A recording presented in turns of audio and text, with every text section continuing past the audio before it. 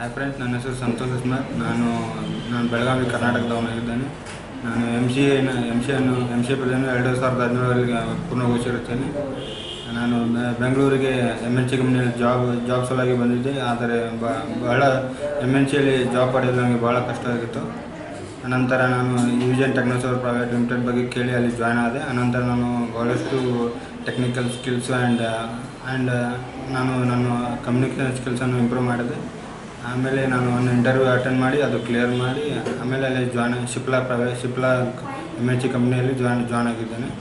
And ನಾನು ಯುವಿಷನ್ ಕಂಪ್ನಿಯ ಸ್ಟಾಫ್ಗೆ and ಫ್ರೆಂಡ್ಸ್ಗೆ ಧನ್ಯವಾದ ಹೇಳಲು ಇಷ್ಟಪಡ್ತೀನಿ.